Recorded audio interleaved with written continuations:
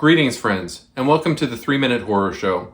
My name is Ben, and I'll be your host on this journey. Yes. I've been reviewing movies for quite some time, and I've decided to start making these short videos in hopes that I could either turn you on to something new that you haven't seen before, or maybe warn you against watching something that you shouldn't. I watch the bad movies so that you don't have to. You're welcome. What the dog doing?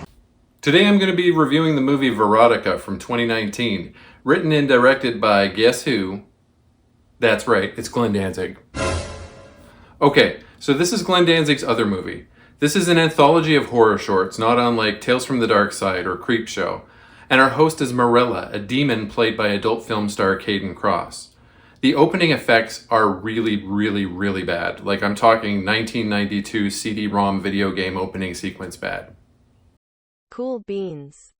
In our first story, Glenn Danzig's real-life partner Ashley Wisdom plays a woman with a terrible French accent who inexplicably has eyeballs instead of nipples.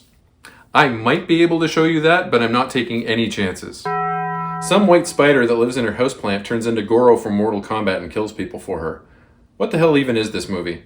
Let me tell you, these French characters' accents are bad.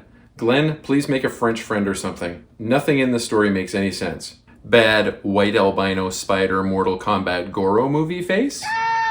In a Q&A, Glenn Danzig stated that he hired a professional voice coach to help the cast of this story with their French accents.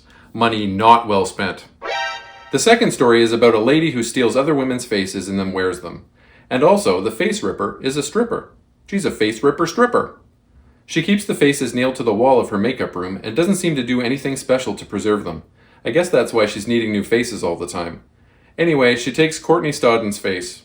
I think this story was just an excuse to have a bunch of scenes in a strip club. There's a bald detective investigating the face rippings who talks just like Hank Schrader from Breaking Bad, and I bet that is the exact direction that the actor was given. Hey, there's wrestler Sean Waltman! When this movie premiered at the Cinepocalypse Film Festival in 2019, it got big laughs from the audience. LOL. Afterwards, in a Q&A session, poor Glenn stated that the movie was not meant to be a comedy, and they laughed in places where he wouldn't have. Aww. The third and final story is about an Elizabeth Bathory-type Contessa emblazoned with the Danzig band symbol who likes to bathe in the blood of virgins. She rides around, and then she bathes, and that's the whole story. There's barely any dialogue or anything else to this one. This was an awful, painfully amateur slog. Glenn's comics must suck because these stories were the worst. I can't believe the Vampire Cowboy movie was better than this one.